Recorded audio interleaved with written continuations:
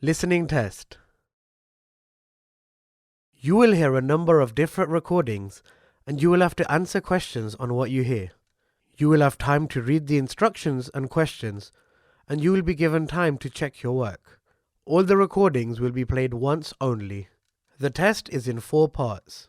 Now turn to part 1. In this section, you will hear a conversation between Rachel and Caesar. They are discussing a field trip for the following week. First, you will have some time to read questions 1 to 10.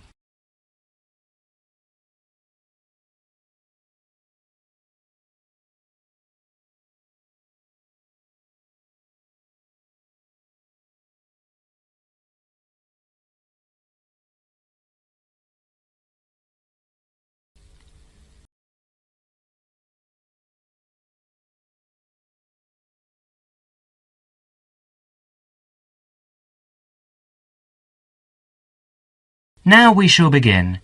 You should answer questions as you listen because you will not hear the recording a second time. Now listen carefully and answer questions 1 to 7. Hi, Caesar. How are you? Good, thanks, Rachel. I'm fine. I was going to ring you tonight, so it's a good thing I've run into you.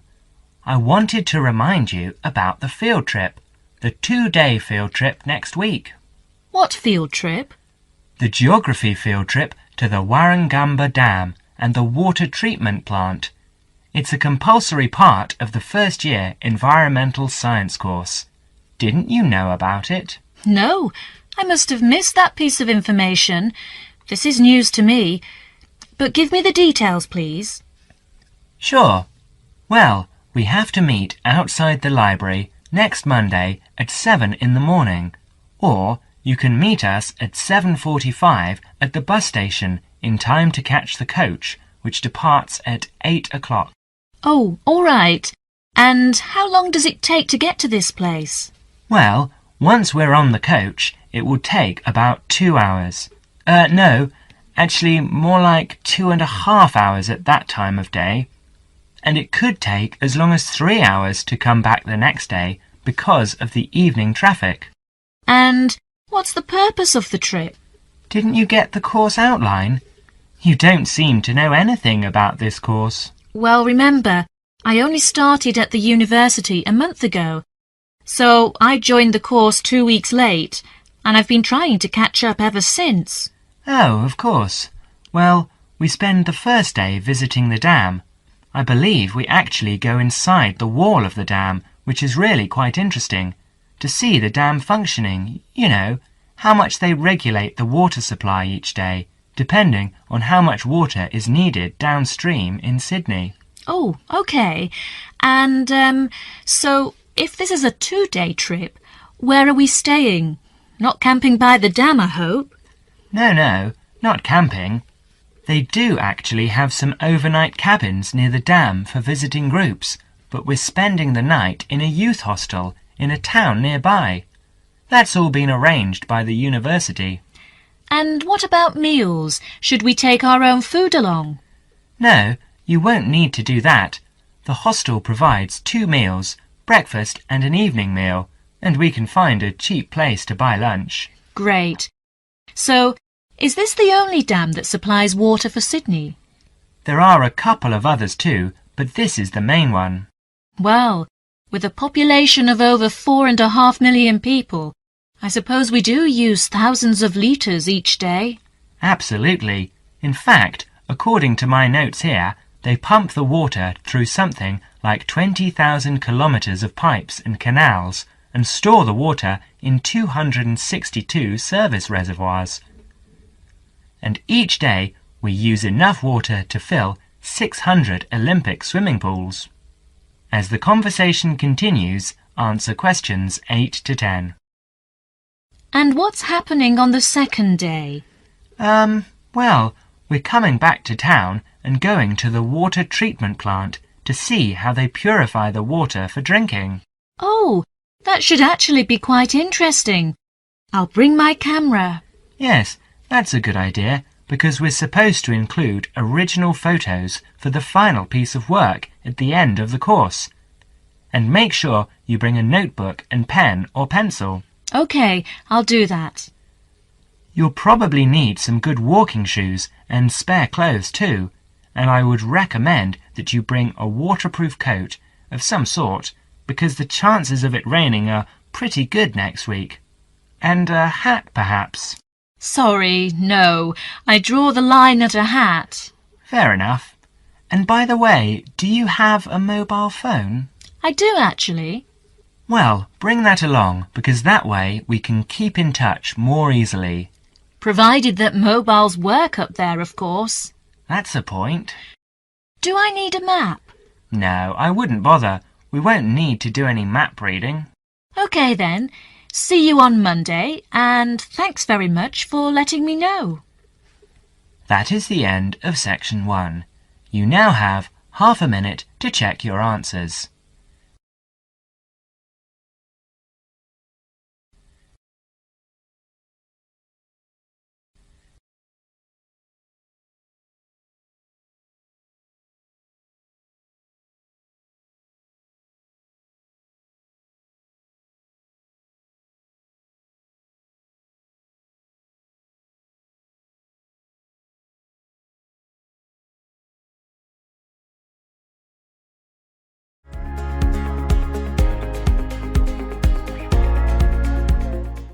Part 2.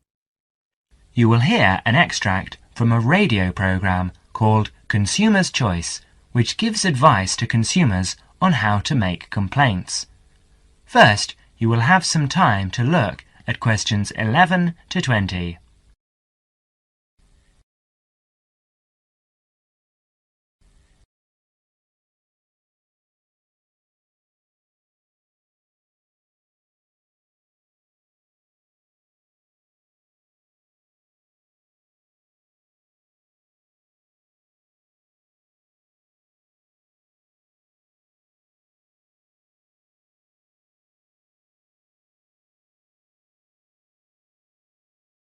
Now listen carefully and answer questions 11 to 15.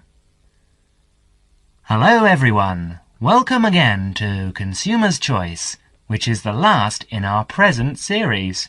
Isn't that right, Wendy? Yes, that's right. But we'll be back again after summer break with a new series. We'll tell you more about that later. But first, in today's programme, we start off with the missing photographs. We'll tell you a story of Miss Patty Ching, one of our listeners. We'll tell you how she has qualified for our Consumer of the Month award with her determination. Dennis? Thank you, Wendy. Well, Miss Patty Ching went on a holiday to Europe last month. This was her first ever trip abroad, and one for which she'd been saving for 10 years. Her tour took her around 12 countries in 21 days, and being a keen photographer, she took lots of photographs. 10 rolls of film, to be exact. About 360 photographs. When Patty got back home, she gave all her photos to top-class photo services for developing, and they vanished. She never saw them again. Of course, she was furious with the company and complained. They apologized and offered her compensation, 10 free rolls of film. This made her even more angry, and she rejected this completely inadequate offer and asked for $2,000. The company refused her request, so Patty wrote them a letter telling them to pay up in 10 days or she would take them to court. She received no reply, so she did take them to court. But 2 days before the case was due to be heard, she received a check for $2,000. Top Class had obviously made their minds up on how the judge would decide. Patty's case provides a lesson to all of us. If we want our rights as consumers, we've got to fight for them. So for her determination and spirit, we name Patty our Consumer of the Month. As the conversation continues, answer questions 16 to 20. Thank you, Dennis. And now I'd like to deal with the problem that many of our listeners write about: sale prices. When we go to a sale and see a sign on something saying 50% off or $300 reduced to $100, how do we know the prices really have been reduced? One of our listeners, Mr. Alvin Locke, tells his story. In a department store where I sometimes shopped, I saw a leather belt priced at $100. Too expensive for me, but I liked it and thought I might buy it next time the store had a sale. The store did have a sale, and I went back to look for the belt. It was there all right, but the ticket on it now read $200 reduced to $150. The sale price was actually higher than the normal price. What can we as consumers do in a case like this? The answer to Alvin's question is that, at the moment, all we can do is to complain to the store's management and bring these cases to the attention of the public. Bad publicity might help to put a stop to this dishonest practice. Of course, making a fuss about faulty goods or bad service is never easy. Most people dislike making a fuss. But if something you have bought is faulty or does not do what was claimed for it, you are not asking for a favour to get it right. It is the shopkeeper's responsibility to take the complaint seriously and to replace or repair a faulty article or put right poor service, because he is the person with whom you have entered into an agreement. The manufacturer may have a part to play, but that comes later. So it's quite proper and reasonable to make a complaint about faulty goods or bad service. Well, Wendy, what do you think is the right way to do that? Well, the most important thing about making complaints, I think, is that they should be made to a responsible person in authority. Go back to the shop where you bought the goods, taking with you any receipt you may have. Ask to see the shop assistant in a large store. In a small store, the assistant may also be the owner, or you can complain directly. In a chain store, ask to see the manager. If you telephone, ask the name of the person who handles your inquiry. Otherwise, you may never find out who dealt with the complaint later. Even the bravest person finds it difficult to stand up in a group of people to complain. So, if you do not want to do it in person, write a letter. Stick to the facts and keep a copy of what you write. At this stage, you should give any receipt numbers, but you should not need to give receipts or other papers to prove you bought the article. If you are not satisfied with the answer you get, or if you do not get a reply, write to the managing director of the firm, shop, or organisation. Be sure to keep copies of your own letters and any you receive. Well, thank you for your good advice. It's nice for every consumer to take an action when he or she gets bad goods or service. And of course, the consumer's choice will continue to press for the government to bring in laws similar to those in other countries to protect consumers by making it illegal to cheat them in this way. And now I'd like to tell you about our new consumer hotline, which came into operation last month. So far, we have received... That is the end of section 2. You now have half a minute to check your answers.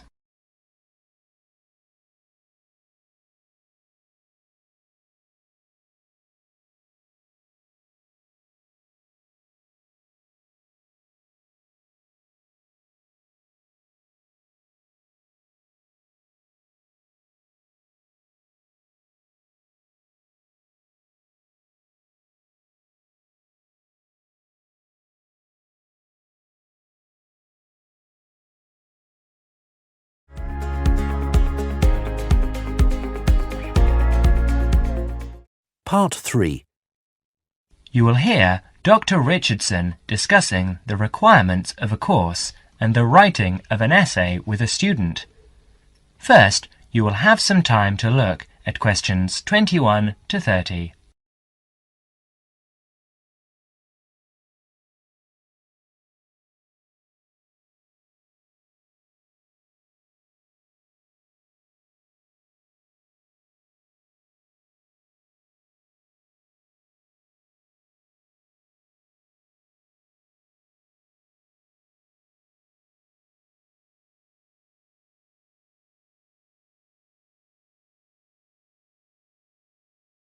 Now listen carefully and answer questions 21 to 28. Enter, please. Good afternoon, Dr. Richardson. Good afternoon. You're David Simons, is that right? Yes, I've got an appointment to talk about the course requirements with you. Fine. Now, why don't you take a seat over there and I'll just get some details from you. First, can I have your home address and your student number? That's 15 Market Avenue, Hornsby, and my student number is C97H85. OK. Now, I see here that you've already completed 18 credit points, but that you haven't done the Screen Studies course, which is normally a prerequisite for this course. Why is that, David?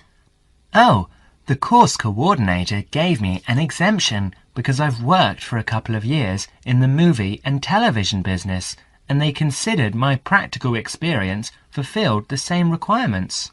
Fine. Shall we go over the course requirements first, and then you can bring up any queries or problems you might have. It might be most useful to start with a few dates. The final examination will be in the last week of June. That's the week of the 23rd. But the final date hasn't been set. It should be the 25th or the 20th, but you don't have to worry about that yet.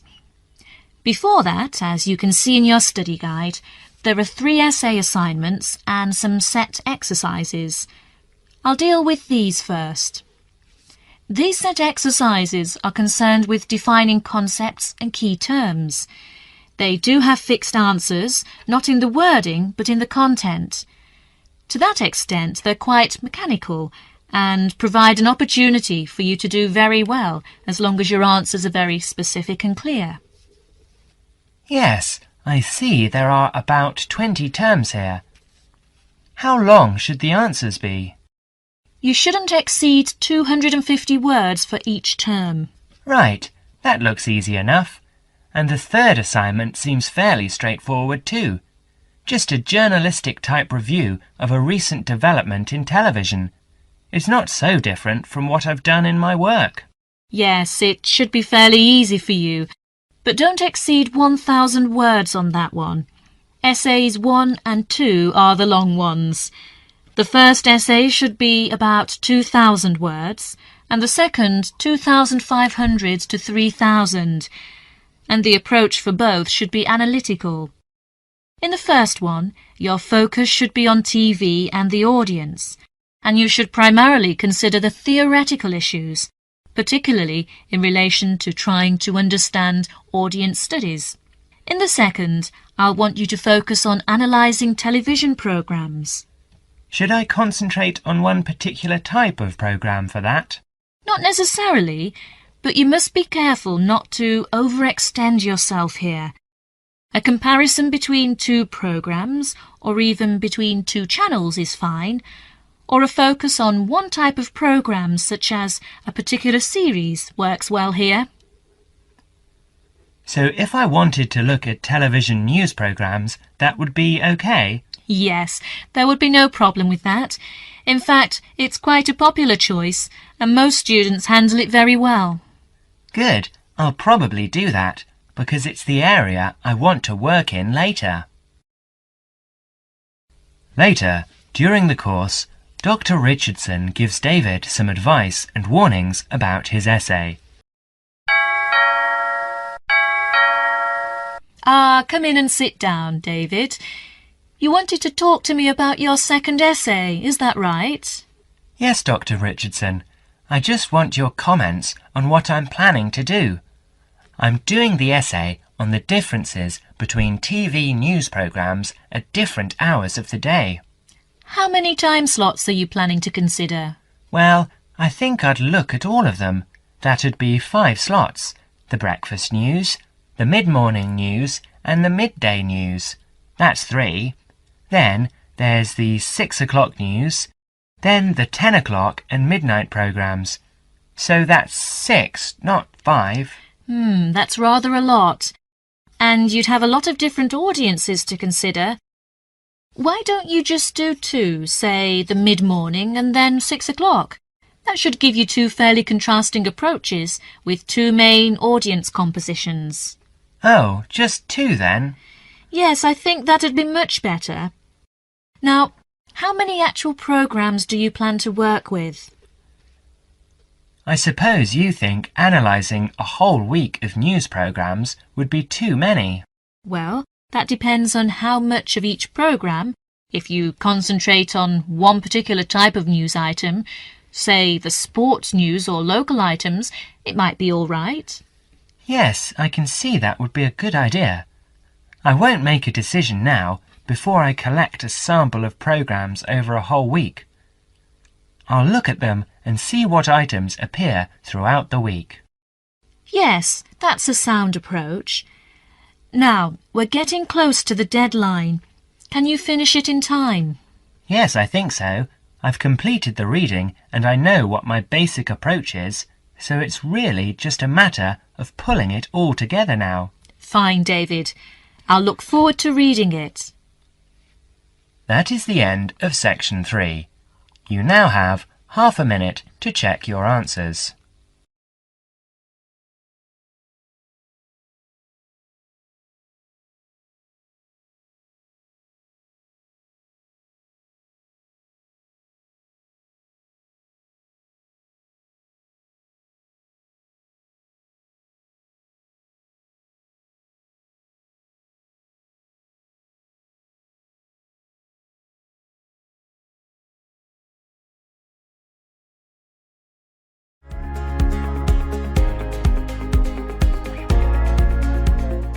Part 4. You will hear an extract from a student's presentation about computer viruses. First, you will have some time to look at questions 31 to 40.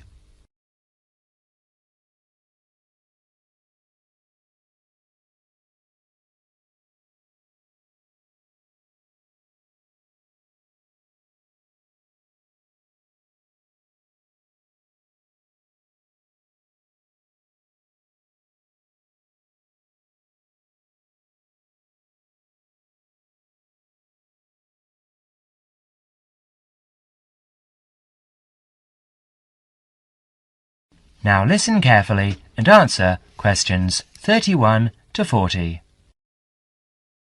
Well, good afternoon. Last week, we were looking at the positive effects that computers have had on our society. This week, we'll talk about one of the negatives, computer viruses. In today's session, John Upton will be sharing some of the findings of his research project. So, over to you, John. Thanks. Mr. Yardley asked me to talk to you about the project I did from last term. Actually, it's really very rewarding to do this research project about computer viruses. Okay, so what is a computer virus? Well, it is a software program that has been designed, tested and released by a human programmer with the single intention of corrupting and destroying useful programs. Put in simple terms, it's a way of causing lots of trouble for ordinary people just to be a nuisance. It's known as a virus because, although it's not a biological organism, it functions in a similar way, in that it seeks out a host, that is, a body in which to live and multiply, your computer, with the end result of destroying that host. Let's go back 50 years. In 1949, in the early days of computer technology, John van Neumann presented the first model of a computer virus program in his paper, Theory and Organization of Complicated Automata. Soon after this paper was published, we find reference to a game known as Core Wars. Core Wars was initially created for intellectual entertainment by 3 Americans working on large mainframe computers. Remember, in those days computers were the size of a couple of rooms. By the 1980s, for the small sum of $2 postage, anyone could get details on how to play Core Wars, and very soon after, we see the emergence of a new pastime, one where people spent time creating programs that could escape the game and destroy other programs. In this way, the first computer viruses were born. Like their biological counterparts, computer viruses are picked up through casual habits. Virus programs are often intentionally placed within useful programs in the public domain, or they're included in software which is not official. That is, software you might have acquired on the black market, which, of course, you don't do. It seems quite hard to believe that anyone would go to this level of deceit to intentionally corrupt the data of others, but the rise in the number of computer software infections and the amount of lost data that we are seeing these days is proof that these virus programmers are going to extremes to do just that. They are going out of their way to create programs that hide inside legitimate software applications and cause all sorts of errors that the average end user will then mistake for hardware failure. In other words, they will think that the problem lies with their own computer. So, what can we do to combat these people? Well, the first thing is to realize that virus programmers succeed because people are not always careful about where they get their programs from. So, number one, be very careful. And I don't just mean that you should be careful about the source of your software. You also need to take care with emails and avoid any messages which are suspicious looking. For instance, a message that says, "I love you," or "Win $50. So, the second golden rule is avoid trouble. Now, there are other things we can do to protect ourselves. We can try to find out exactly how the viruses work, how they accomplish their aims. In other words, we need to understand them. And, of course, there is a good selection of antivirus software available on the market now, as well as on the internet, to combat the virus plague. So another way of protecting ourselves and our computers is to be well prepared. And, before I leave you, let me just say that if you ever run into one of those virus guys, tell them what you think of them. That is the end of section 4. You now have half a minute to check your answers.